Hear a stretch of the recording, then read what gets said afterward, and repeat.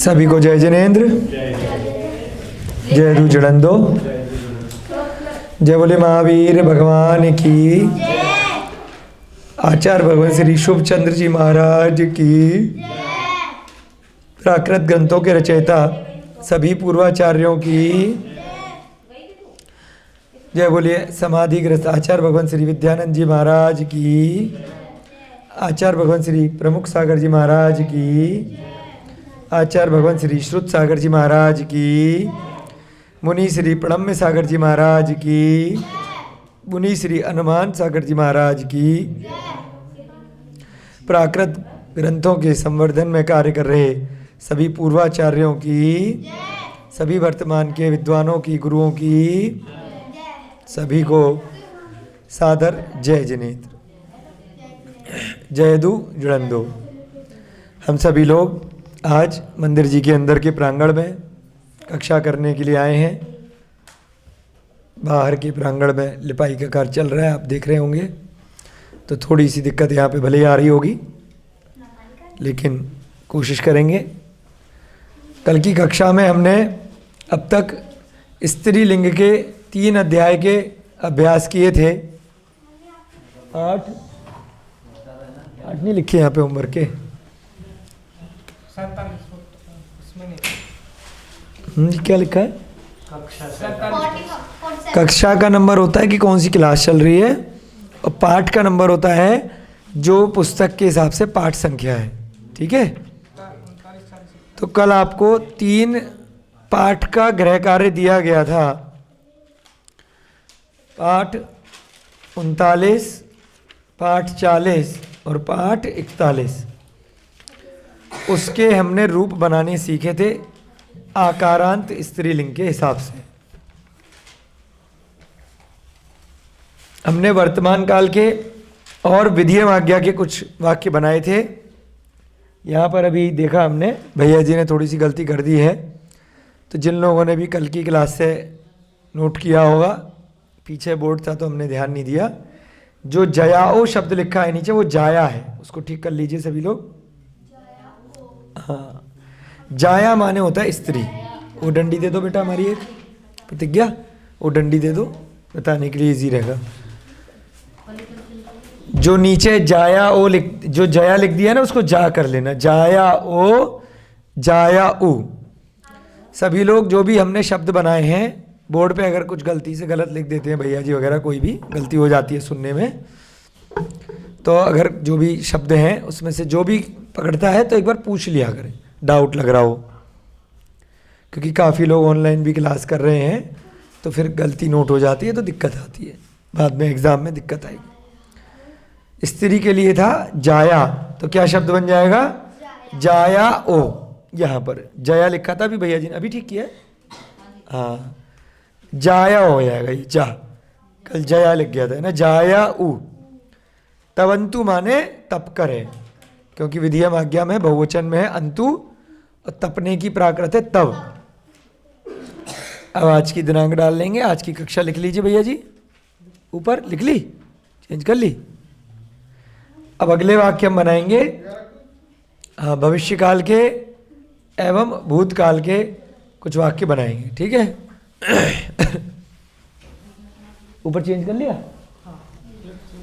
कक्षा भी number change हो गया है, कक्षा नंबर 47। ठीक, थोड़ा डार्क चलाना चौक को, है ना भैया, जिससे कि सबको दिखाई दे। पाठ 41 में ही भविष्य काल के कुछ रूप बनाएंगे और भूतकाल के। भविष्य काल में हम देखेंगे, एक बार आशीष जी को पूछ लेना, अगर फ्री हो तो आ जाएंगे क्लास में, तो ज़्यादा काम नहीं है उनके पास। शिक्षा फैलेगी, लिखो, शिक्षा फैलेगी। जैसे हम लोग प्राकृत सीख रहे हैं, हमने सीखी, हम उसको आगे आपको पढ़ा रहे हैं, तो ऐसे ही हम जैसे बहुत सारे सैकड़ों विद्यार्थियों ने सीखी थी प्राकृत, तो सभी अपनी अपनी दिशा में प्राकृत के लिए, कोई डायरेक्ट पढ़ा के, कोई ग्रंथ लिखकर, कोई संपादन करके, कोई उसका अर्थ करके, अलग अलग तरीके से उसको फैला रहे। तो ऐसे ही आप सभी लोग क्या करोगे, प्राकृत की शिक्षा को फैलाओगे, तो भविष्य में फैलाओगे। फैलाना माने उसका प्रचार प्रसार करना, एक्सपेंड करना। सीखोगे तभी आगे पढ़ाओगे। तो आप लोग पढ़िए, आगे पढ़ाइए। तो क्या बना शब्द, शिक्षा फैलेगी। लिख ली भैया हिंदी। शिक्षा के लिए प्राकृत का क्या शब्द है, शिक्षा। याद हो गया, बिल्कुल, बहुत सुंदर। शिक्षा, शिक्षा माने थोड़ा डार्क चलाना भैया, चौक है ना, दबा के। शिक्षा, बहुत सुंदर। एक शिक्षा है कि बहुत सारी है, क्योंकि इसमें बिंदी नहीं लग रही, फैलेगी नहीं है, फैलेगी। तो क्या हो गया, शिक्षा फैलेगी। तो वाक्य क्या बनेगा, शिक्षा। और फैलने के लिए क्या है, देख के बताओ बेटा, ऐसे नहीं भूल जाओगे, गड़बड़ करोगे। फैलने की प्राकृत, फैलना। बताओ देख करके।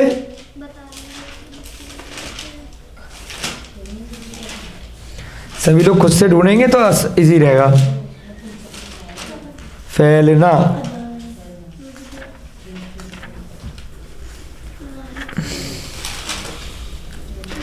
पसर।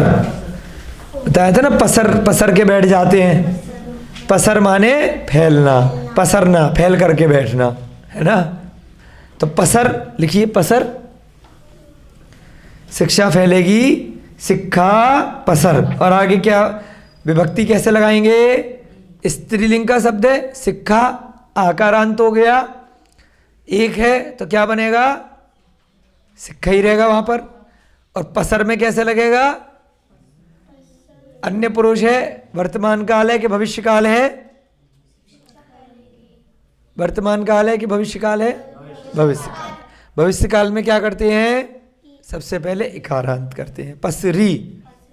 इकारांत करो, छोटी की मात्रा, पसरी।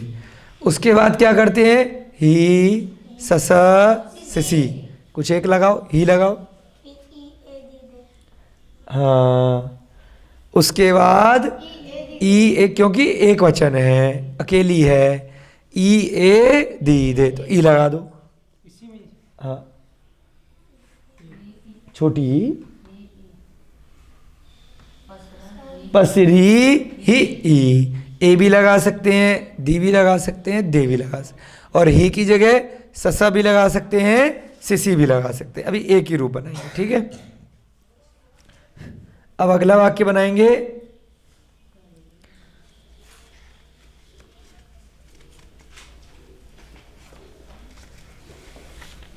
अगला वाक्य बनाएंगे हम, नदियां सूखेंगी। बहुवचन का है, भविष्य काल में। नदियां, बहुत सारी नदियां हैं, नदियां सूखेंगी।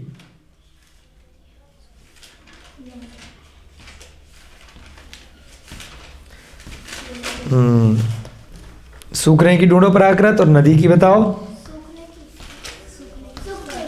सुख। हाँ, सूखना। नदिया की सरिया, सरिया एक नदी के लिए हो गया, सरिया। अभी बहुवचन करेंगे उसका, सरिया। सूखने की सुख। हाँ, चंद्रबिंदी आएगी भैया नदिया में, चंद्रबिंदी लगाओ। हाँ, या नहीं होता, आ है, सरी आ। सबको आ और यहाँ में थोड़ा कंफ्यूजन है, हमारे अभिषेक जी भी आ को यही लिखते हैं, सरी आ। आ में थोड़ा उच्चारण का आप देखिए फर्क, आ बोलो, आ या, फर्क आ रहा है ना, आ या, आ या, थोड़ा सा फर्क है ना। सरी आ, सूखेगी, सूखेगी नहीं है, सूखेंगी है, बहुवचन है ना भैया, खे के ऊपर बिंदी आएगी।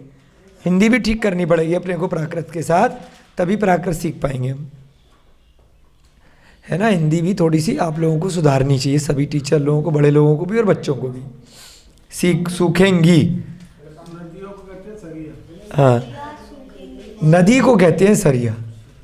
अब यहाँ बहुवचन है तो क्या हो जाएगा, सरिया ओ, सरिया उ, दोनों लिखो, सरिया ओ, कहा ओ, कहा उ, तो क्या बन गया, सरिया ओ। भैया सरिया ओ सुनो ना, ध्यान से, ध्यान से सुनो। क्या टीचर लोग भी अगर ध्यान से नहीं सुनेंगे तो फिर बच्चे क्या करेंगे। सरिया ओ, अलग से ओ लिखो ना भैया, ओ लिखो, हाँ वर्ड पे हो जाती है चीजें, हमसे गलती हो, कोई बात नहीं। सरिया ओ, तो ध्यान से सुनो, एकाग्रचित्त होकर, ऑब्लिक लगाओ, सरिया उ, सरिया उ। धीरे धीरे अभ्यास करेंगे अपन लोग तो सब चीजें ठीक हो जाएंगी, कोई बात नहीं। सरिया उ, क्यों, हमने कहा ओ और कहा उ दो प्रकार से बनाया था। यहां पर भी बहुत सारे प्रकार से ऊपर बन सकता है क्रिया में भी, परंतु पहले उसका आप अभ्यास कर चुके हैं इसलिए एक आदि बना रहे हैं ना। अब क्या करेंगे हम, सूखने की क्या है, सुख लिखो, सुख, सा छोटे ऊ की मात्रा, आधा का फिर ख, सुख, हाँ सुख। अब यहां पे बहुवचन लगेगा या एक वचन लगेगा, बहुत सारी नदी है कि एक है, बहुवचन लगेगा, वेरी गुड। तो क्या बन जाएगा, सबसे पहले इकारांत करेंगे, भविष्य काल है ना, इकारांत करो, यहां से खींचो भैया लाइन, का के पहले से, हाँ सुखी, ठीक है, पहले इकारांत करेंगे, फिर ही ससा सिसी में से कुछ एक लगाएंगे, ही वाला हमने ऊपर बना लिया था, अब ससा लगाओ, ससा, आधा सा, फिर पूरा सा, सब सही है, हम अलग अलग प्रकार से करें। बेटा बहुवचन है कि एक वचन है, हाँ एक वचन में क्या लगाते हैं, ई ए दीदे, बहुवचन में क्या लगाते हैं, वर्तमान काल में, वर्तमान काल में बहुवचन में क्या लगाते हैं, इकारांत करके ससा। हाँ ससा लगा तो दिया बेटा, कितनी बार लगाओगे, नहीं वही आप पूछ रहे हो, उसका उत्तर दे रहा हूँ। हाँ ससा लगा दिया। अब वर्तमान काल का प्रत्यय क्या लगाते हैं, मैं ये पूछ रहा हूँ, भविष्य काल का प्रत्यय है ससा, ध्यान से सुनो। वर्तमान काल में हम बहुवचन में क्या लगाते हैं, अंति, अंते इरे, है ना, यहाँ पे लगाओ अंति, लगाओ भैया, हाँ अन लिखेंगे खाली, हाँ आधा न, फिर ती, फिर पीछे से मात्रा, अंति। इसको बोलने में अंति आता है, जब संधि कर देते हैं तो आ अलग से नहीं लिखते। वर्तमान काल का प्रत्यय क्या है, अभिषेक जी थोड़ा सा घर में पढ़ना है ना, जरूर 6-7 बजे यहाँ से फ्री हो जाते हैं, उसके बाद आप लोग अभ्यास करो थोड़ा सा, दिन में या रात को जैसे भी है, एग्जाम देने है ना, तो इसलिए थोड़ा सा पढ़ेंगे, 1 घंटा भी पढ़ेंगे तो वर्तमान काल तो अपन रोज करा रहे हैं, तो वर्तमान काल की तो प्रत्यय अपने को याद हो जाने चाहिए अब तक तो। सुखी ससंति है ना, अंति अंते ईरे वर्तमान काल का प्रत्यय है बहुवचन का, ठीक है। चलो ऊपर का मिटा दो, अब हम लिखेंगे भूतकाल का।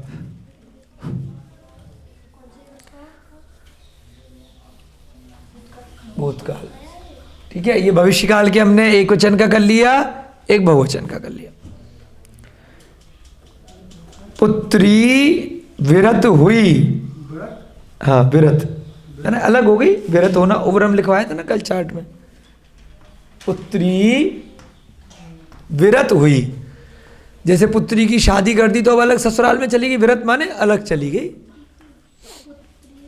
है ना, उसका विरह हो गया, विरत हो गई, ठीक है। पुत्री विरत हुई, तो ये क्या है, भूतकाल में चला गया, ये भविष्य काल है, विधियम आज्ञा है, वर्तमान काल है, पहले तो ये बताओ।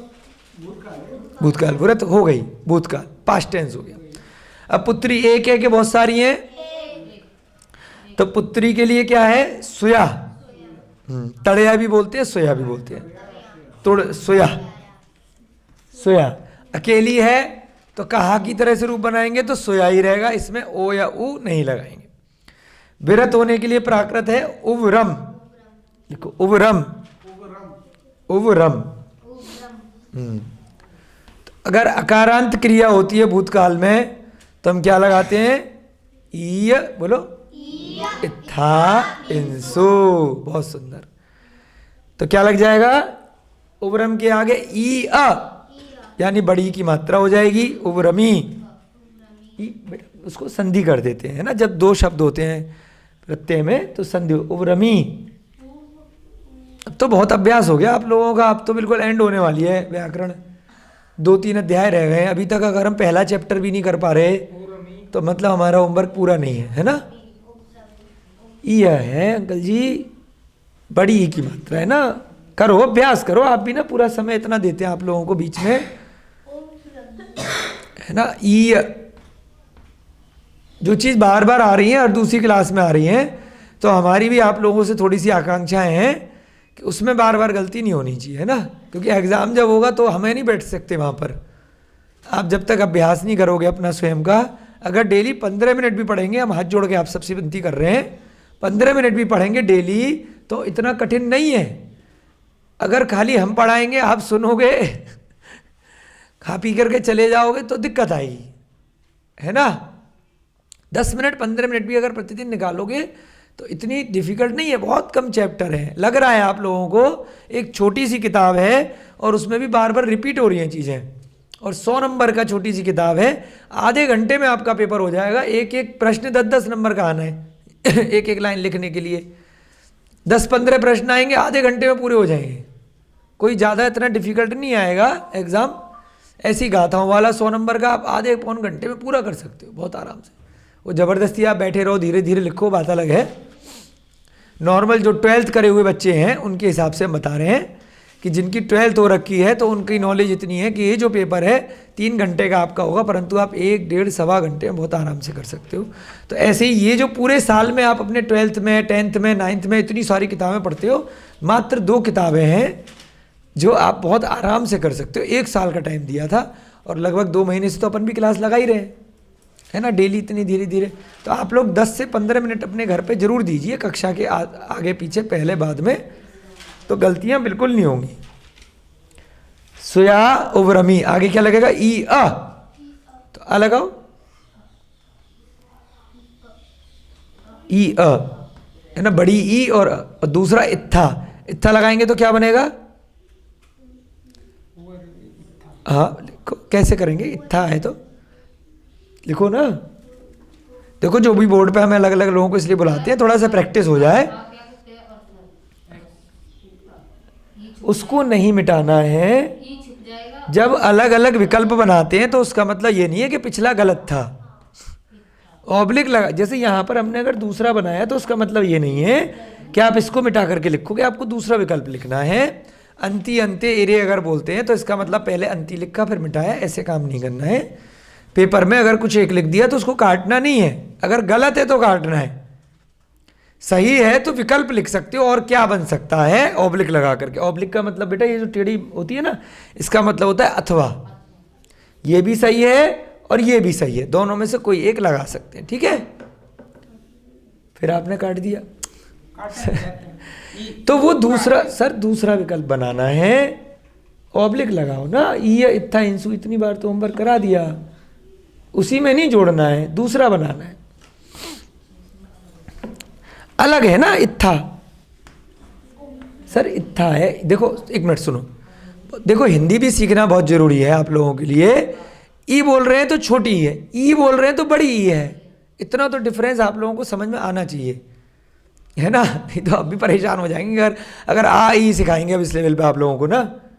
छोटी ई है भैया, है ना। इतना बोलो, छोटी पहले बोलो ना ई ई। देखो थोड़ा सा तो आप लोगों को मैं चोटी दिखानी पड़ेगी कि आ है तो आ है, आ है तो आ है, थोड़ा सा फर्क आपको समझना पड़ेगा। सभी बड़े लोगों से बहुत उम्मीद है हमें, है ना, इस प्रकार से, क्योंकि काफ़ी अभ्यास हो चुका है। और अब अगर हम बिल्कुल अंत के चैप्टर पे आ चुके हैं, अगर हम अब भी वर्तमान काल और भूतकाल के प्रत्यय नहीं लिख पा रहे हैं तो इसका मतलब कि हमारी सारी की सारी 2 महीने की मेहनत जीरो हो रही है। हमें बड़ा कष्ट हो रहा है कि अगर आप आ ई भी नहीं सीख पाए इतने दिन में तो बड़ी तकलीफ हो रही है हमें भी कि फिर से अब हमें कल से फिर आ ई की क्लास लगानी पड़ेगी यहाँ पर, है ना, दिक्कत आएगी। तो आप लोग आ ई तो खुद से सीखिए, थोड़ा बहुत बेसिक नॉलेज ज़रूरी है, उसके बाद हम लोग प्राकृत कर सकते हैं। छोटे बच्चों से हम कुछ नहीं कह सकते, वो तो चलो क्लास में बैठ रहे हैं कम से कम, है ना, कुछ तो दिमाग में जाएगा।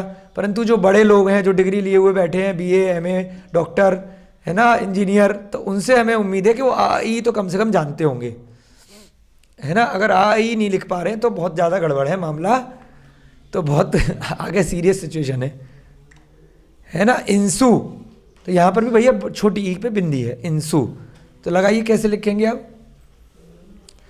उब्रम के आगे अगर इंसु जोड़ेंगे तो क्या बनेगा?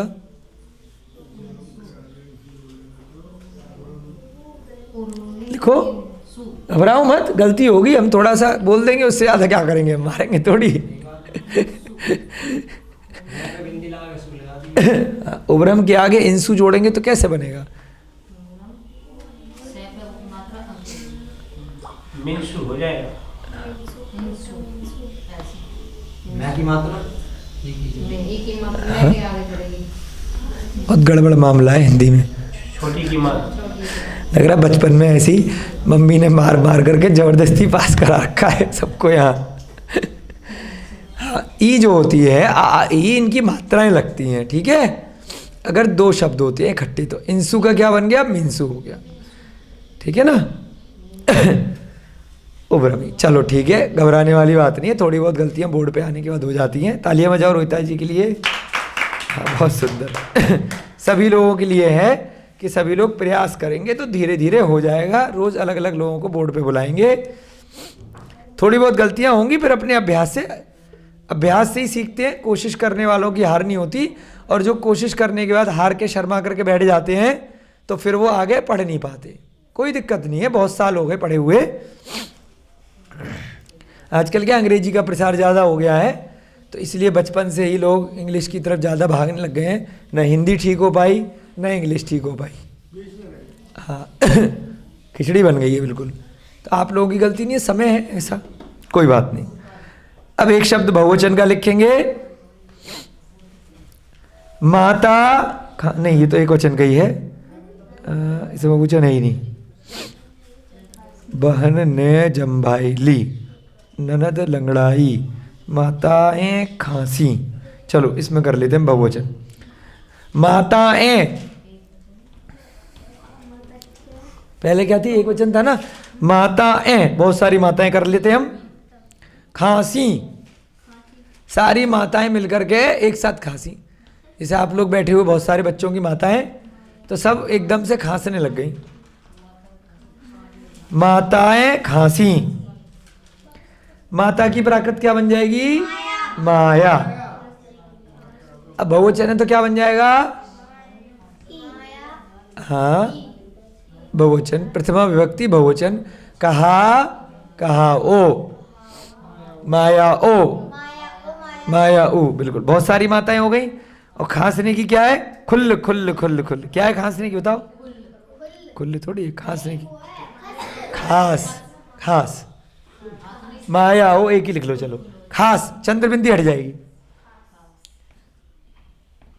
खांसी में भी थोड़ी बिंदी लगा दो बहुवचन के लिए, सी पे भी। खांसी बहुवचन है ना, बहुत सारी माताएं हैं। खास, इसमें चंद्र बिंदी नहीं लगेगी है, खास हो जाएगा। उसके आगे क्या लगाएंगे? भूतकाल हो गया तो बताओ। ईय इत्था इंसु, क्यों? क्योंकि अकारांत है। और अगर आकारांत होता तो भूतकाल में क्या था? ही, सी, ही, अ। ठा वाली क्रिया होती तो ही, सी, ही, अ। और अ वाली क्रिया है, खास है या ऊपर उब्रम है, तो ईय इत्था इंसु। अब इसी प्रकार से एक बना दो बस, खासी अ, खासी अ, ठीक है। ईय इत्था इंसु, एक ही बनाएंगे अब, ठीक है। चलो, अब आपका पाठ 41 तक पूरा हो चुका है। कल हम भूतकालिक कृदंत करेंगे। थोड़ा सा इस पूरे प्राकृत व्याकरण में आप ध्यान से सुनिए। पूरे प्राकृत व्याकरण जितनी भी हमने अब तक करी है या भविष्य में करेंगे, उसमें पहले से ही आपको बता दे रहे हैं सबसे ज़्यादा डिफिकल्ट है।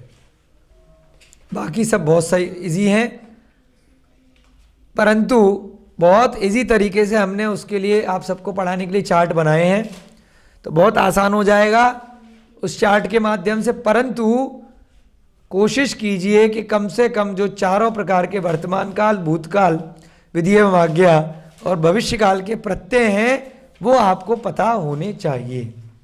बिल्कुल बेसिक है, एक छोटा सा चार्ट है उसका, आप लोगों ने कई बार बना लिया है। अगर वो बेसिक क्लियर नहीं है तो फिर दिक्कत आएगी। और अब तक जो हमने पुल्लिंग, नपुंसक लिंग और स्त्रीलिंग में जो हमने विभक्तियां करी हैं बहुत सिंपल है, केवल प्रथमा विभक्ति में थोड़ा सा चेंज है, तीनों में कहीं कहीं द्वितीया में है, और स्त्रीलिंग में बस प्रथमा के एक वचन से लेकर सप्तमी वचन तक के सब में ए लगता है। तो बहुत ज़्यादा परेशानी नहीं आएगी, उसको अगर देख भी लेंगे ना एक बार ऐसी 5 मिनट तो आपको समझ में आ जाएगा। अगर देखेंगे नहीं, सीधे क्लास में प्रतिदिन आकर के बैठेंगे तो उसके बाद चीज़ें लिंक नहीं कर पाएंगे, समझ नहीं पाएंगे, क्योंकि सब बच्चों की और बड़ों की सुनने की शक्ति, याद करने की शक्ति, स्मरण में रखने की शक्ति, जिसको ग्रास्पिंग पावर भी अंग्रेजी में बोलते हैं, उसको संग्रहित करने की शक्ति अलग अलग होती है। हम यहाँ पे हमारी शक्ति अलग प्रकार की है, इनकी अलग है, इनकी अलग है। लेकिन जब अपना स्वाध्याय करते हैं, जब होमवर्क करते हैं, तो जो स्लो है तो ज़्यादा देर लगा लेता है, समझ में तो आता है। जो फास्ट है वो कम देर में कर लेता है, समझ में उसको भी उतना ही आता है। तो इसलिए जब अपना अपना आप होमवर्क करते हैं तो सब बाद में एक लेवल पर अपने आप आ जाते हैं। क्लास में 1 घंटे में सब सुनेंगे, किसी को जल्दी समझ में आ जाएगा, किसी को देर में आएगा। इसलिए सबकी स्पीड एक जैसी नहीं होती है। उस स्पीड को, उस समझ को अगर एक लेवल पर लेकर के आना है सबको, तो सबको अपना होमवर्क अलग अलग समय पे अपने अपने अनुसार करना पड़ेगा, है ना। किसी की कोई भाषा अच्छी होती है, किसी की कोई भाषा अच्छी है, किसी की राइटिंग अच्छी है, तो अपने अपने हिसाब से आप सबको थोड़ा सा समय अपने अनुरूप देना ही पड़ेगा। अगर नहीं दोगे तो फिर दिक्कत आएगी। केवल क्लास का सुन करके, चाहे 2 महीने क्लास लगा लो, चाहे 3 महीने क्लास लगा लो, सीधे एग्जाम देने चले जाओगे तो अगल बगल फिर पूछते रहोगे, सबको एग्जाम में डिस्टर्ब करोगे। छोटी छोटी चीज़ों के लिए तुम बता दो, तुम बता दो, है ना। इधर नकल मारोगे, उधर मारोगे, 10 ही क्वेश्चन आने, कोई ज़्यादा नहीं आने हैं, उसके लिए भी सबको डिस्टर्ब करोगे एग्जाम में, है ना। तो इससे अच्छा है कि पहले से ही अपना पढ़ लो। 10 वाली कौन आना है, मतलब कुछ भी आएंगे, यही जो बता रहे हैं। अगर आपने चार्ट पढ़ लिया तो आपके 100 में से 100 नंबर आएंगे। अगर आपने चार्ट पढ़ लिया और आपने एक चार्ट विभक्तियों का याद कर लिया, बस आपको ये 2 चार्ट याद करने हैं, इसके अलावा कुछ नहीं करना है। कृदंत 4-5 बताए हैं तो 2-2 मिनट में याद हो जाएंगे वो, तो जब आप लिख लोगे। उसमें उड़ उड़म लगाते हैं, उसमें, है ना, क्या क्या लगाते हैं, हितवर्धक में अलग लगा रहे हैं, दुम लगा रहे हैं, ऐसे यहाँ पे थोड़ा सा। तो मुश्किल से आपकी प्राकृत व्याकरण, अगर आपने क्लास के साथ साथ प्रतिदिन होमवर्क किया है, थोड़ा बहुत भी, 15 मिनट भी पढ़े हैं, तो एग्जाम वाले दिन प्राकृत व्याकरण का आप जब रिवीजन करेंगे, हम झूठ नहीं बोल रहे हैं, हवाबाजी नहीं बोल रहे हैं, आधे घंटे से ज़्यादा आपको नहीं लगेगा एग्जाम वाले दिन रिवीजन करने में। आपको क्या करना है उस रिवीजन में, वो हम अभी से आपको बता देते हैं। चार्ट याद करने हैं बस, प्रत्यय के वर्तमान काल ये हमें प्रत्यय लगाने हैं, भूतकाल में ये थेंसु लगाने, अंति अंति ये वर्तमान काल में लगाने, ये लगाने, बार बार हम बोलते रहे, उस चार्ट याद करने हैं। भविष्य काल में ही लगाना है, इनमें से कोई एक लगा दिया, ये दीदे लगा दिया। भूतकाल में गिनती का एक चार्ट है, मुश्किल से 5 मिनट अभ्यास करेंगे तो 5 मिनट में रिवाइज हो जाएगा। दूसरा, जो विभक्तियों का चार्ट बनाया है वो याद करना है। तीसरा, फिर अंतिम लक्ष्य, जो आपने कृदंत करे हैं 4-5, उन कृदंत में क्या लगाते हैं बस वो लगाना है। उसके बाद जो आपका समय लगेगा एग्जाम से पहले, वो केवल समय लगेगा जो संज्ञा शब्द है उनको याद करने में, कि भाई स्त्री को क्या बोलते हैं, है ना, राम को क्या बोलते हैं, बहन की प्राकृत क्या है, ससा। तो ये सारा ये चार्ट याद करने में आपको 1 से 2 घंटे लग सकते हैं। अपने अगर पहले से अभ्यास नहीं किया है तो, अगर आप साथ साथ होमवर्क कर रहे हैं, अभ्यास कर रहे हैं, जो पीली वाली किताब से यहाँ का भी, तो आपको उस दिन वो भी आधे 1 घंटे में याद सारे हो जाएंगे, सारे की सारे। भाई इस शब्द का प्राकृत में ये है, इसका ये है, इसका ये है। उसमें 1 से 2 घंटे लगेंगे मैक्सिमम, और बाकी का 1 घंटे में आपकी पूरी ग्रामर हो जाएगी कि प्रत्यय क्या लगाना है, विभक्ति क्या लगानी है और कृदंत क्या लगानी है। तो ज़्यादा डिफिकल्ट व्याकरण नहीं है।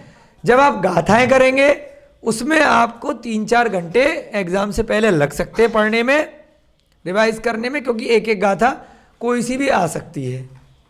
तो उस गाथा का अर्थ लिखने के लिए आएगा, और जरूरी नहीं है कि आप बिल्कुल एज इट इज सेम लिखें, वर्ड टू वर्ड लिखें, कोई जरूरी नहीं है। अपने शब्दों में बस कोशिश ये करनी है कि जो भी प्राकृत के शब्द हैं उनका कुछ ना कुछ अर्थ उसमें आ जाए है ना। तब भी आपके, अगर आपने मिलता जुलता भी अर्थ लिख दिया, सारी की सारी 10 गाथाएं मान लो एग्जाम में आई और 10 में से आपने थोड़ा बहुत कम ज़्यादा करके लिख दिए, सारे का अर्थ कुछ ना कुछ लिख दिया और बिल्कुल गलत भी हुआ, थोड़े बहुत भी शब्द मैच हो गए, तब भी आपके 80 नंबर कहीं नहीं जाएंगे। मतलब हल्की सी गाथा का कुछ भी लिखे आए, अपने शब्दों में भी आगे पीछे कर करके बिल्कुल सही लिख करके आओगे तो 100 में से 100 मिलेंगे ही। थोड़ा बहुत भी गलत ऊपर नीचे होगा तो 70-80 नंबर आपके बहुत आसानी से आ सकते हैं।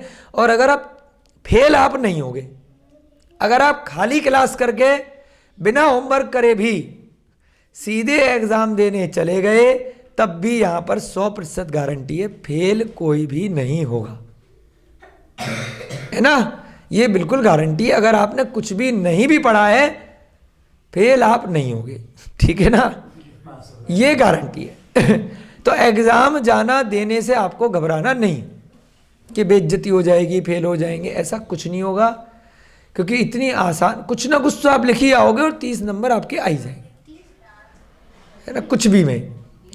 हाँ, कुछ भी आप लिखोगे आप फेल नहीं होगे, इस चीज की गारंटी है। हाँ, मतलब कुछ तो देखो आप लिखोगे, फेल नहीं होगे, आप ये तय मानना। अगर पेपर आपने भरा है, खाली कॉपी छोड़ दी है, खाली बैठे आए, तो हम गारंटी नहीं ले सकते हैं। अगर आप खाली छोड़े आए कॉपी को तो कोई गारंटी नहीं है। अगर आपने हर प्रश्न का कुछ ना कुछ उत्तर लिखा है तो फेल नहीं होगे, इस चीज की बिल्कुल लिखित गारंटी है, आप चिंता मत कीजिए। तो यहाँ पर अब हम आगे गाथाएं करने लगेंगे। थोड़ा सा आप लोगों का मोटिवेशन बढ़ाना होता है, क्योंकि बहुत सारे लोग 10-15 दिन बाद आप लोगों के एग्ज़ाम आने वाले हैं, तो घबरा रहे हैं कि पेपर छोड़ दें, ये कर दें। ऐसा कार्य मत कीजिएगा, पेपर जरूर देने हैं, ठीक है ना। अब जल्दी जल्दी से, समय आपके पास कम है, 3 गाथाएं लिखेंगे आज।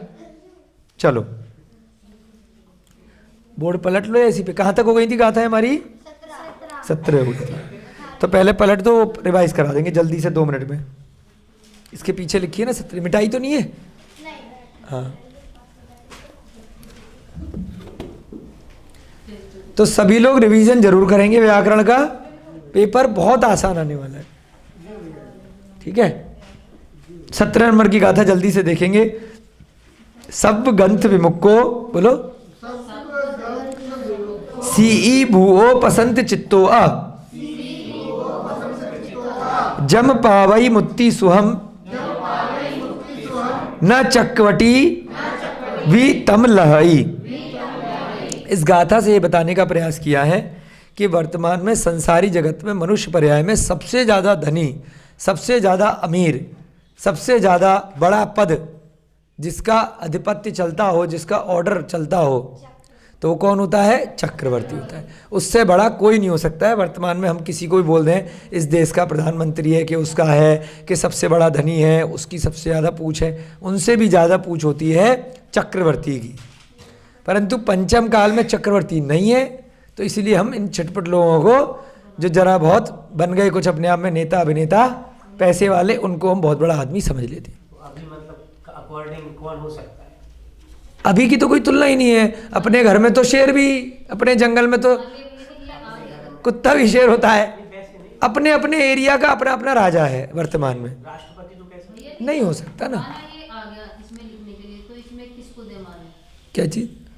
इस ग्रंथ ये जो लिखा हुआ अभी आपने बताया, यही आ गया पेपर में, तो इसके लिए किसको बताया? चक्रवर्ती को लिखें? हाँ, यहाँ तो चक्रवर्ती शब्द है ना, तो चक्रवर्ती ही लिखेंगे, है ना।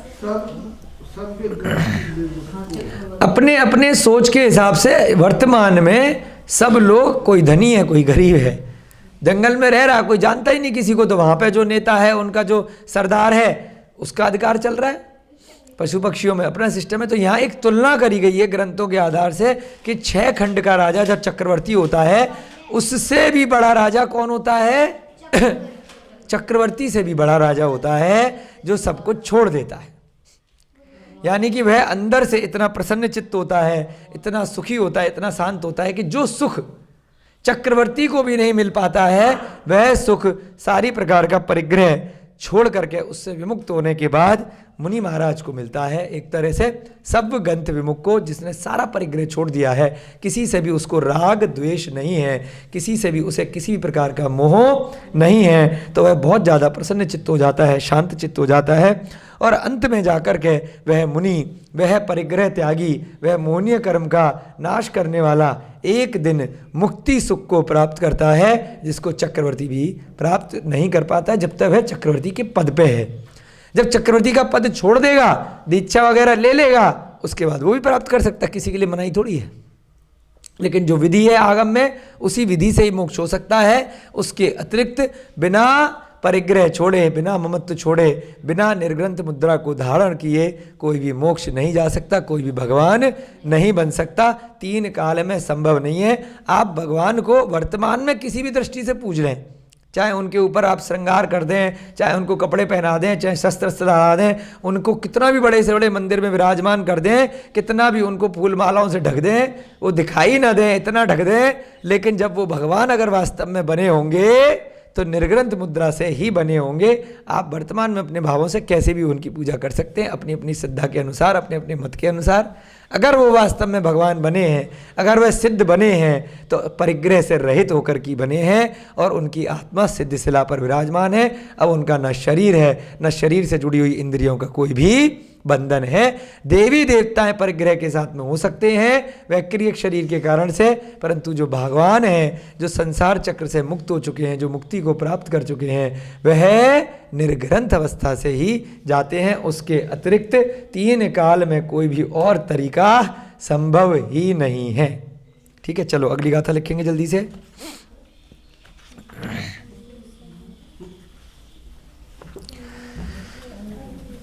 सब्बे जीवा वि इच्छन्ति जीवी न मरिज्युम तमहा पाड़वहम घोरम निगंथा वज्जयंतीड़म। ये अपना जो यहाँ पे संस्था है, अभयदान संस्था, अभयदानम संस्था के बारे में ये सूत्र है। ये जो गाथा है, ये गाथा एक तरह से अपनी संस्थानम अभयदानम का ही पर्यायवाची है। इस संस्था का एक एक शब्द अगर आपने समझ लिया तो आप जो भी कोई आपके नज़दीक में आपका जानकार या बिना जानकार अगर किसी भी जीव हिंसा में लिप्त होता है तो आपको इस गाथा को उसको सुना देना चाहिए। सब्बे जीवा वि इच्छन्ति। भैया जब तक लिख रहे हैं तब तक हम इसका अर्थ आपको बताना प्रारंभ करते हैं। सब्बे माने सभी, है ना। सब्बे सप्तमी विभक्ति लग जाती है और बहुवचन में प्रथमा में भी आता है। सब्बे जीवा, सभी जीव, सभी जीव वि इच्छन्ति, सभी जीवों की इच्छा करती है, सभी की जीने की इच्छा करती है। यानी कि सभी जीव, जीवी न मरिज्युम। जीवी माने उमरदुम हम लगाते हैं जीने के लिए, हेतुवर्थक कृदंत लग गया। सभी जीव जीने के लिए इच्छा करते हैं, मरिज्युम मरना कोई भी नहीं चाहता है।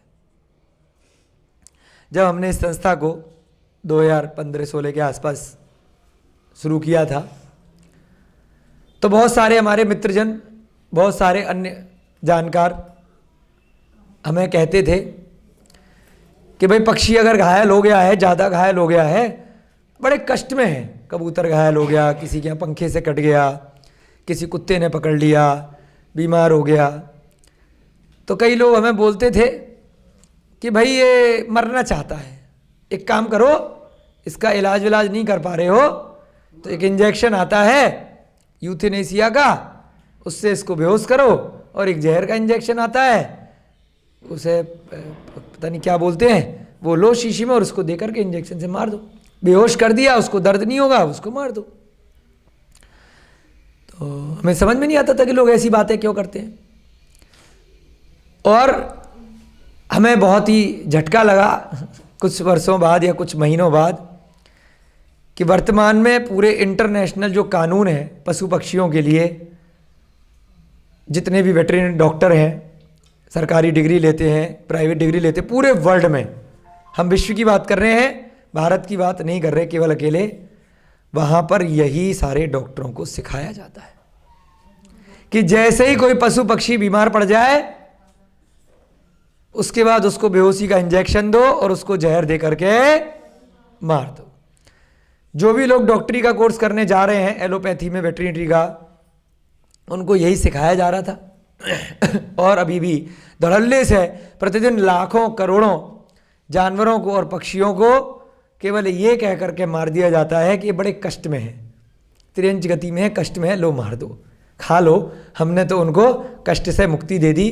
कई ग्रंथों में, कई धर्मों में भी आ गया कि अगर हम जानवरों की बलि देते हैं, उनको मारते हैं, उनको खाते हैं, तो उनको हम मुक्ति दे रहे हैं, उनको हम कष्ट से मुक्ति दे रहे हैं। और बड़े अच्छे से मंत्र वंत्र पढ़ के उनको मार मूर करके खा जाते हैं अपनी जिह्वा के स्वाद के लिए। बहुत बलि प्रथा चल रही है, बहुत, है ना। ऐसा नहीं है एक मत में है, कई मतों में है, कई धर्म में, कोई एक विशेष बात नहीं है। जो भी लोग अलग अलग धर्म मत के हिसाब से बलियाँ देते हैं वो कहते हैं कोई कहता है हलाल कर रहे हैं, कोई कह रहे हैं झटका, मार तो दोनों रहे हैं। और जो कोर्स में डाल दिए गए वेटरिनरी के, वहाँ पर भी यही डाल दिया गया कि अगर कोई घायल है, आप ठीक नहीं कर सकते हो, अगर आपका पालतू नहीं है, अगर आपको उसके साथ लगाव नहीं है, अगर आपको ऐसा लगता है कि आपके परिवार का सदस्य नहीं है, तो उसको इंजेक्शन दे के मार दो। क्या यह कार्य आप मनुष्यों के साथ कर सकते हैं? अपने दादा दादी, अपने बच्चे, कोई बहुत बीमार पड़ गया, बोल नहीं पा रहा, लूला लंगड़ा अपाहिज कोमा में भी चला गया, क्या आप उसको इंजेक्शन दे के मार सकते हैं? क्या उसका हाथ कट गया, उसके दोनों हाथ नहीं है, दोनों पैर नहीं है, क्या वो कहेगा मुझे जान से मार डालो? अगर उसकी जबान है, अगर वो बोलना भूल गया, गूंगा हो गया, दिमाग काम नहीं कर रहा, हॉस्पिटल में है, क्या वो कहेगा मुझे मार डालो, बहुत कष्ट हो रहा है? कभी भी नहीं कहेगा। तो यह सूत्र भी यही बात कह रहा है, चाहे मनुष्य गति का जीव हो, चाहे त्रियंच गति का जीव हो, चाहे कोई सी भी गति का जीव हो, लेकिन वो उस गति से मरना नहीं चाहता, कितने भी भयंकर कष्ट में हो।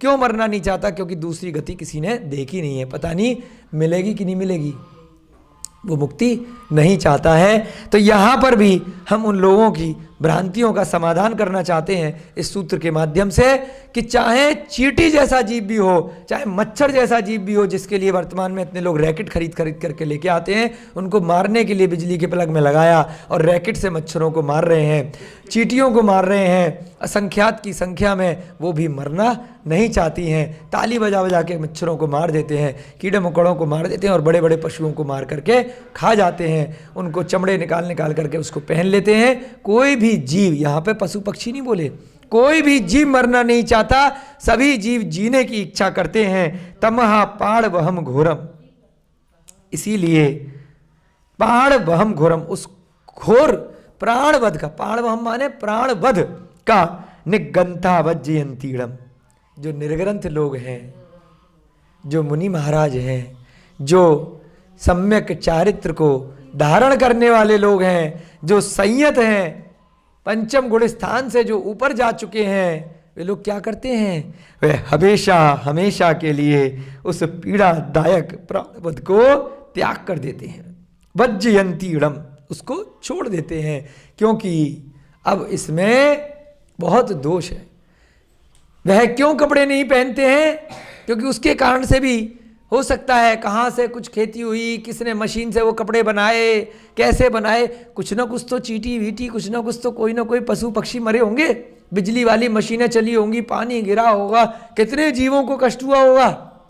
बहुत डीप में है जैन धर्म, ऐसे ही नंगे नहीं घूमते जैन साधु कि अरे इनको शर्म नहीं आ रही, कुछ तो लपेट लो क्योंकि उससे प्राणी वध होता है, उनका महाव्रत होता है, कृत कारित अनुमोदना से उनका हर तरह से हिंसा का त्याग होता है, चाहे वह उद्योगी हिंसा हो, चाहे वह प्रमादी हिंसा हो, या फिर वह व्यापार करने के कारण से किसी भी प्रकार की हिंसा हो, आरंभी हिंसा, उद्योगी हिंसा, विरोधी हिंसा और संकल्पी हिंसा, इन चारों प्रकार की हिंसाओं का त्याग होता है मुनि महाराजों का। तो इसलिए वह कुछ भी नहीं रखते।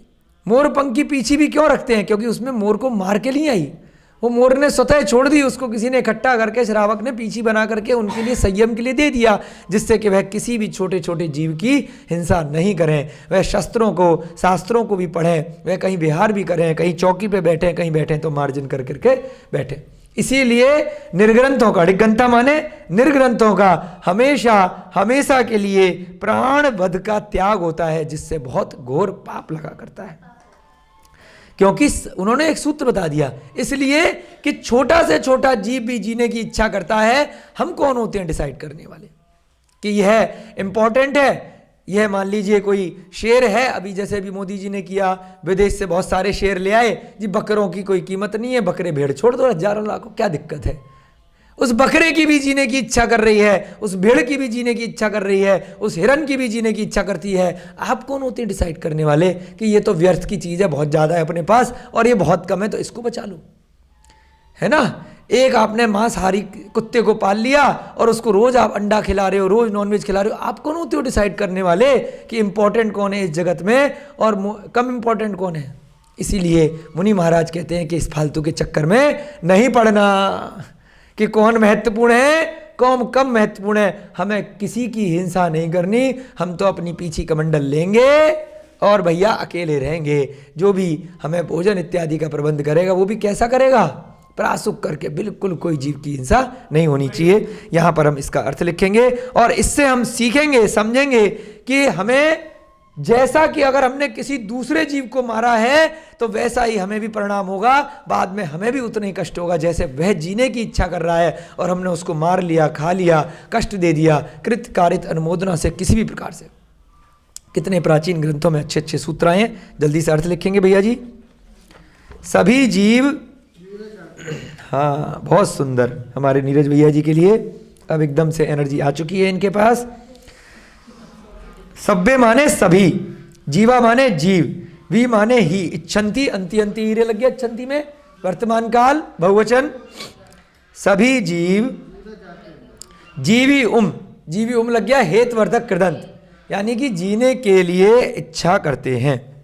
सभी जीव जीने के लिए, जीवी उम माने जीने के लिए और जीवा माने जीव बहुवचन में। सभी जीव जीने के लिए इच्छा करते हैं, ना कि न माने नहीं, न मरिज्युम, यहां पर भी एक बता, ना कि मरने के लिए, कोई मरने की इच्छा नहीं करता। करते हैं, बिंदी लगाओ, बहुवचन है, जीने के लिए इच्छा करते हैं, ना कि मरने के लिए, फुल स्टॉप। थोड़ा सा दबा के चलाओ ना उसको, पेन को, जिससे सब लोग अच्छे से लिखे। भैया जूम कर देना है। ना कि मरने के लिए, कोई भी जीव मरना नहीं चाहता, चाहे बिल्कुल कोमा में चला जाए, बिल्कुल उसको सारा शरीर इतना भयानक कष्ट हो, कितना भी भयानक कष्ट हो, फिर भी उसको वह स्वेच्छा से मौत नहीं मांगता है। वह तो घर वाले चाहते हैं कि भैया आप मुक्ति मिल जाए। अपने परिवारीजन के लिए हम कभी भी मौत नहीं मानते, फिर जानवरों के लिए हम इंजेक्शन दे करके क्यों मार लेते हैं? तो उस पर भी विरोध होना चाहिए, उस पर भी बैन लगना चाहिए। अपनी संस्थानम अभेदानम में कितना भी गंभीर से गंभीर रोगी पशु पक्षी आता है, इसी कारण से उसको हम PTS, इसको मेडिकल टर्म में बोलते हैं पुट टू स्लीप। PTS करके वो लोग पढ़ाते हैं मेडिकल में कोर्स में, PTS पुट टू स्लीप, उसको हमेशा के लिए सुला दो। तो यहाँ पर PTS बिल्कुल नहीं किया जाता है। संस्थानम अभेदानम में किसी भी कीमत पे नहीं किया जाता है, क्योंकि ये संस्था पूरी तरह से जैन धर्म के सिद्धांतों पे चलती है। और यहाँ पर किसी भी जीव को, चाहे पशु पक्षी हो या मनुष्य का जीव हो, सबका उचित इलाज किया जाता है जब तक वो जीना चाहता है, जब तक उसकी आयु कर्म का उदय रहता है।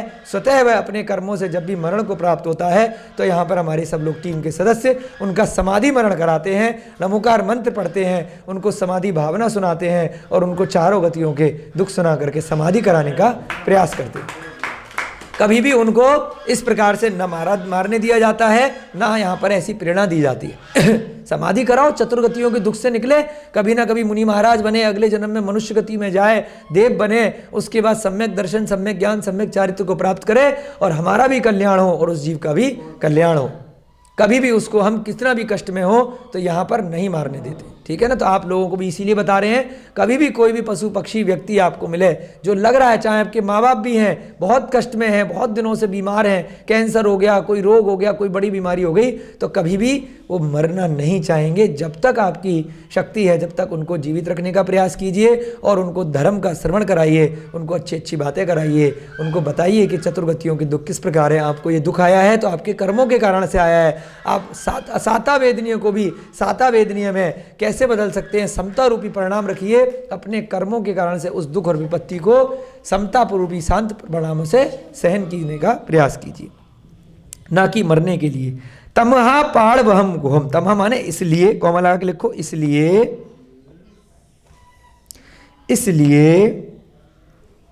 घोर, घोरम माने घोर, प्राण वहम प्राण वध को, इसलिए घोर, घोर माने बहुत भीषण, बहुत पीड़ादायक, इसलिए घोर प्राण वध को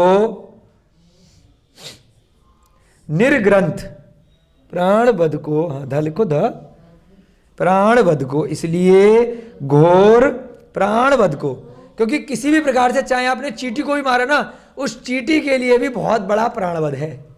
आपने एक छोटे से, कोई छोटा सा जीव है, कछुआ है, कोई भी है जो उड़ नहीं सकता है, आपने उसको इस टेबल पर से उठा करके भी नीचे फेंक दिया, उसके लिए ही 10वीं 20वीं मंजिल है एक छोटे से पशु के लिए, है ना। जैसे हमारे साइज के हिसाब से तो 2-4 मंजिल है, और आपने अगर ऊंचाई से किसी पशु को फेंक दिया, कुत्ते के बच्चे को फेंक दिया, किसी को भी, तो आपने कितना घोर प्राणवध कर दिया, उसका आपको बहुत परिणाम भुगतना पड़ेगा। तो ऐसे ही छोटे जीव को भी हमें नहीं मारना है, बड़े जीव को तो मारने का सवाल ही, प्रश्न ही नहीं होता है। इसलिए घोर प्राणवध को निर्ग्रंथ, निग्रंथा माने निर्ग्रंथ, निर्ग्रंथ का मतलब जो मुनि महाराज हैं, यहाँ पे संयत वर्ड लिखा है, जिन्होंने नियम ले रखा है, जो सम्यक चारित्र को धारण करने वाले हैं। संयत असंयत होता है ना हमारा पंचम गुण स्थान, उसके बाद आता है असंयत असंयत, फिर संयत असंयत, छठा गुण स्थान को निर्ग्रंथ मुनि वज्जयंती, यानी कि परित्याग करते हैं। इसलिए उस, यहाँ पर रम भी लिखा है ना, इसलिए उस, यहाँ पे उस और लगा दो घोर से पहले, इसलिए उस घोर, अड़म भी है ना, इसलिए अड़म माने उस लगाया यहाँ पे, इसलिए उस घोर प्राणव्रत को निर्ग्रंथ मुनि, ब्रैकेट में लिख दो संयत, उसको यहाँ पे संयत लिखा है, जिन्होंने नियम ले रखा है, संयम धारण कर रखा है। हाँ, मुनि के बाद ब्रैकेट में संयत, यानी कि जो संयम का धारण करने वाले हैं, वो वज्जयंती, परित्याग करते हैं, वज्ज छोड़ देते हैं, वज्ज निर्ग्रंथ मुनि संयत परित्याग करते हैं, दोबारा कभी भी ऐसा काम नहीं करेंगे जिसके कारण से उनकी वजह से किसी भी जीव की हिंसा हो। हमेशा जब वह पैदल विहार करते हैं, वाहनों में नहीं चलते। क्यों नहीं चलते? क्यों? हाँ, अब गाड़ी में, किसी भी प्रकार के वाहन में बैठेंगे, उसमें डीजल डलेगा, पेट्रोल डलेगा, कैरोसिन डलेगा, तो उससे क्या होगा? जीव हिंसा होगी। वह किस प्रकार से भूखंडों को खोद करके नीचे से पेट्रोल डीजल आएगा, कोयला आएगा, 50 चीज आएंगी, कितने पेड़ पौधे जलेंगे, कितने छोटे छोटे जीव जलेंगे, है ना। तो इसलिए वो वाहनों का त्याग करते हैं। पैदल चलते हैं तो कैसे चलते हैं? हमेशा 3 हाथ आगे की भूमि को देख करके, ईर्या समिति का पालन करके चलते हैं कि कोई भी छोटा छोटा जीव, कीड़ा मकोड़ा, चैंटा चैंटी पैरों के नीचे नहीं आ जाए। और पोले पोले से पैर रखते हैं, धीरे धीरे करके, इतने कोमल पैरों को रखते हैं कि अगर गलती से आ भी गया तो मरण को प्राप्त नहीं हो। बहुत ध्यान दे करके, बहुत सॉफ्ट तरीके से रखते हैं। और जहाँ पर भी बैठते हैं तो मार्जन करके, बहुत सावधानी से। तो क्यों? क्योंकि वह उनके कारण से कोई भी जीव ना मर जाए। क्योंकि एक एक जीव जो इस संसार में है, वो जब तक उस पर्याय में है, जब तक उस शरीर को उसने धारण कर रखा है, तब तक वो मरना नहीं चाहेगा, वो जीने के लिए इच्छा करेगा। चलिए अगली गाथा लिखेंगे जल्दी से। हाँ, 19 जब तक हम बोलेंगे इसका अर्थ भैया जी लिखेंगे। जहते न पियम दुखम, बोलो जहते न पियम दुखम, जाड़ी एमेव सब जीवाणम, सब्बा यार मुव उत्तो अत्तो वम्मेण कुड़सुदयम जहते न पियम दुखम। हाँ, यहाँ पर भी उसी गाथा को आगे बढ़ाया है। जैसे कि पिय माने प्रिय, आपकी पत्नी है, आपका बच्चा है, आपके माता पिता है, आपका बड़ा इष्ट मित्र है, जैसे आप अपने मित्र का दुख नहीं देख सकते, तो आप बाकियों का दुख क्यों देख लेते हो? आपका पालतू कुत्ता है, उसका दुख देख नहीं पा रहे हो, ऑपरेशन कराने के लिए पागल हो रहे हो, और सड़क का कुत्ता है तो डंडा मार रहे हो, पत्थर मार रहे हो, गाड़ी से कुचलने का मन कर रहा है। क्यों अभिषेक जी? होता है ना लोगों के साथ। सड़क पे अगर किसी मनुष्य के साथ कोई कष्ट हो रहा है तो निगाह बचाकर कह रहे अपना कौन सा है, निकल लेते हो, और अपना होता है तो भागा भागा, यहाँ मेरा बच्चा है, सारी संपत्ति बर्बाद कर दूं, लुटा डालूं, हॉस्पिटल में खत्म कर दूं सब कुछ, बस इसकी जान बच जाए। होता है कि नहीं होता है? तो संसार में जितने भी जीव हैं अनादिकाल से सब मेरे बच्चे रह चुके हैं, सब मेरे माता पिता रह चुके हैं, सब मेरे मित्र रह चुके हैं, सब मेरी पत्नी रह चुके हैं, एक भी जीव नहीं बचा। तो जब ये भावना आ जाती है तब आता है असली में वसुधैव कुटुंबकम, सारा की सारा संसार मेरा कुटुंब है। केवल कहने के लिए नहीं होता, केवल जैन ग्रंथ है जो इस बात को इतना डीपली बताते हैं। जैसे कि तुम्हारे लिए अपने प्रियों का दुख नहीं देखा जाता है, जाड़ी एमेव सब जीवाणम, ऐसे ही तुम दूसरे के लिए क्यों नहीं सोच रहे हो कि दूसरे को भी अपने प्रिय का दुख नहीं देखा जा रहा है। जाड़ी एमेव सब जीवाणम, बस उसी चीज को आपको सीट के दूसरी तरफ सोचना है कि मुझे जैसे ये प्रिय है, मैं इसका दुख नहीं देख सकता, तो ये जीव अगर मर रहा है तो इसके भी कोई प्रिय है जो इसका दुख नहीं देख सकते। जाड़ी एमेव सब जीवाणम, क्या गाथाएं लिखी हुई हैं, एक एक अर्थ हिला के रख दे। अगर जो इन गाथाओं को पढ़ ले, ऐसा वैराग्य आ जाए, ऐसा वैराग्य आ जाए कि फिर वो संसार में रह नहीं सकता, अगर ढंग से उसको चरितार्थ कर ले, अंदर तक अमल कर ले। इतना गूढ़ अर्थ इन प्राकृत की गाथाओं में छिपा हुआ है। इसी प्रकार जाड़ीय माने जानकर, एमेव सब जीवाराम, सभी जीवों को इसी प्रकार से जानो।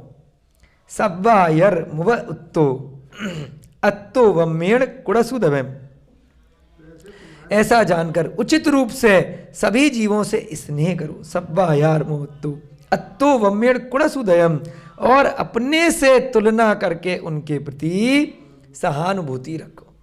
है ना, एक एक अर्थ शब्द का लिखते जाएंगे कि जैसे कि आपको आपके प्रिय मित्र इष्ट सारे की सारे प्रिय हैं, पसंद है, उनका दुख आप एक मिनट भी नहीं देख सकते हो, वैसे ही दूसरे जीव के बारे में भी जानो कि उसके कोई नज़दीकी संबंधी का कोई दुख है, आप उसको कैसे मार सकते हो। हम मुर्गे के बच्चे को मार करके खा जाते हैं, हम अंडे को खा जाते हैं, हम गाय के बच्चे का दूध निकाल करके खूब दबादब पनीर बना करके, खीर बना करके हम दबादब खा लेते हैं। छोटा सा बच्चा है गाय का बेचारा, उसके कष्ट को हम सहन नहीं कर रहे हैं।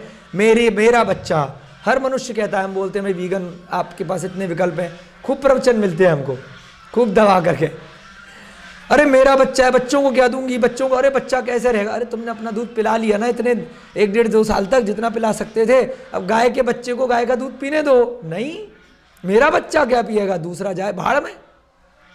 भैंस का बच्चा क्या पिएगा, भरे जिए कटे, मेरे को क्या है, मुझे तो अपने से मतलब है। ऐसे उस भैंस के बच्चे को भी भैंस की माँ प्रिय है, भैंस की माँ को भैंस का बच्चा प्रिय है, वो आपके लिए पैदा नहीं कर रही है दूध, वो तो जबरदस्ती आप छीन रहे हो। ऐसे ही उसके बच्चे को मार करके लोग खा जाते हैं, मुर्गे के बच्चे को मार करके लोग खा जा रहे हैं, बकरे के बच्चे को मार करके लोग खा जा रहे हैं, भेड़ के बच्चे को मार करके लोग खा जा रहे हैं, खरगोश के बच्चे को मार करके लोग कुछ नहीं छोड़ रहे। कि भाई उसका दुख वो जाने, मेरे को तो अपने पेट से मतलब है, मेरे को अपने बच्चे से मतलब है। ये सूत्र अगर हम दूसरी तरफ सोच लें कि यही कष्ट दूसरे जीव को भी हो रहा होगा, कितना गंभीर परिणामों से वो कोस रहा होगा, वह भी अपने कर्मों में दुख बना रहा होगा, उसको हमने कितना कष्ट दिया, तो आप सब शाकाहारी बन जाएंगे, सबकी सब शाकाहारी। के वर्तमान में वीगन शब्द चल गया तो वीगन भी बनना कोई डिफिकल्ट थोड़ी है, हम भी 15-20 साल से हैं तो चल रहा है ना, क्योंकि कष्ट इन ग्रंथों को पढ़ा, इनको समझा कि जैसे हम अपने मोह के लिए, अपने जीव के स्वाद के लिए कुछ कार्य कर रहे हैं, तो वहां पर उसकी तो जान है, वो तो जान से गया है ना। यहाँ हमारा 5 मिनट का चाय का और मलाई का, आइसक्रीम का, मक्खन का, पनीर का 50 हमने इतने विकल्प बना डाले, नॉन वेज के अंदर हमने इतने मसाले डाल डाल के हजारों विकल्प बना डाले कि वर्तमान में विश्व में 80-90% जनसंख्या मांसाहारी हो गई। ऐसा क्या कारण है? क्या मांस के बिना हम रह नहीं सकते?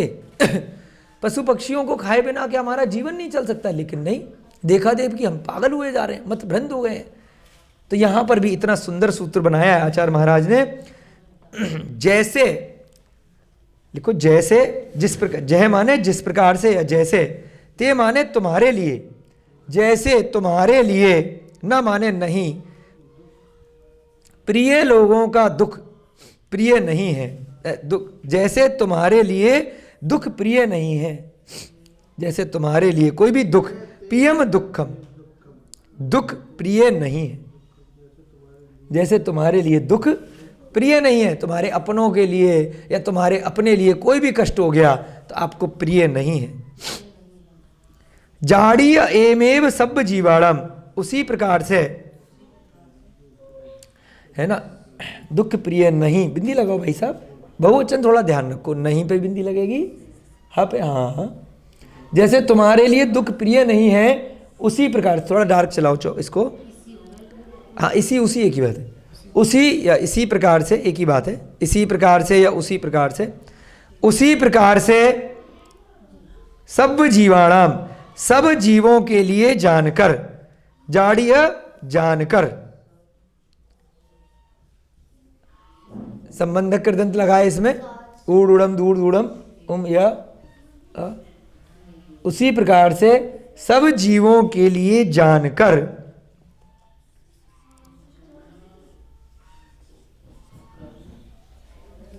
सब आयारम उव उत्तम, उव उत्तो।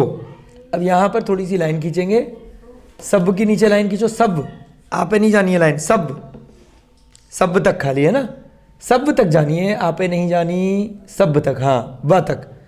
उसके बाद आके डंडे से लाइन खींचेंगे, सब आयारम, म तक जाएगी, म तक, हाँ, यहां तक। तो क्या हो गया? सब आयारम, सब आयारम।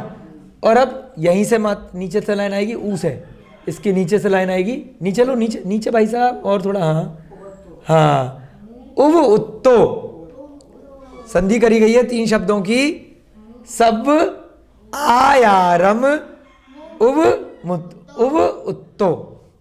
सब माने सभी, आयारम माने आयार उचित रूप से, उमुत्तो माने इसने, सब से इसने उचित, उसी प्रकार से लिख लिया आपने, उसी प्रकार से, उसी प्रकार से सब जीवों के लिए जानकर, सब आयारम उव उत्तो, सभी से उचित प्रकार से स्नेह करो। इस शब्द का क्या अर्थ हुआ? सभी से आयारम उव उत्तो, उचित प्रकार से स्नेह करो, सभी से उचित प्रकार से स्नेह करो। यानी कि जितने भी संसार में जीव हैं उनको मार करके मत खाओ, उनको पीड़ा मत दो, उनको कष्ट मत दो। क्योंकि जैसे स्वयं का दुख आपको अच्छा नहीं लगता है, अपनों का दुख, अपने परिवार का दुख आपको अच्छा नहीं लगता है, तो बाकी के भी संसार में जितने जीव हैं उनको दुख अच्छा नहीं लगता है। तथा अत्तो वम्मेण कुणसुदयम, तथा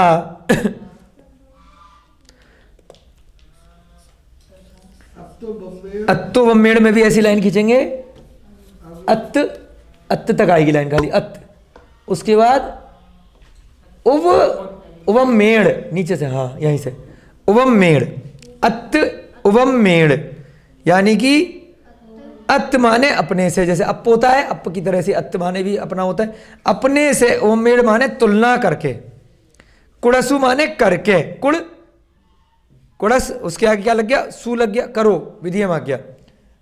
तथा अपने से तुलना करके सहानुभूति रखो, हाँ, दया रखो, दयम माने दया, अपने से तुलना करके दया रखो, दयम माने दया, बिल्कुल ठीक, उसको सहानुभूति भी कह सकते हैं।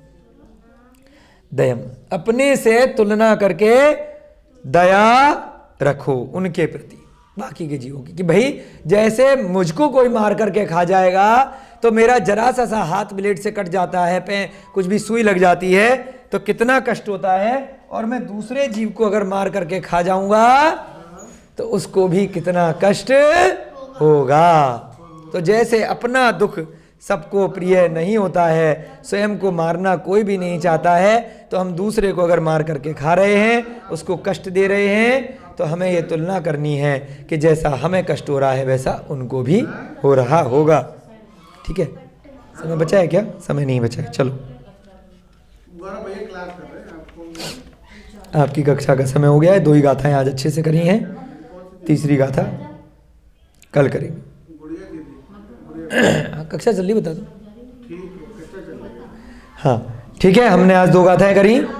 जय बोली महावीर भगवान की, अनंत अनंत सिद्ध परमेश्वरी भगवानों की, आचार्य भगवान श्री हेमचंद्र जी महाराज की, मुनि श्री प्रणम्य सागर जी महाराज की, आचार्य भगवान श्री श्रुत सागर जी महाराज की, आचार्य मुनि श्री हनुमान सागर जी महाराज की, सभी प्राकृत ग्रंथों के रचयिता सभी पूर्वाचार्यों की, प्राकृत की दिशा में कार्य कर रहे सभी विद्वानों की, सभी आचार्य महाराजों की, सभी की जय। सभी को जय जिनेन्द्र जय दू जड़ंदो।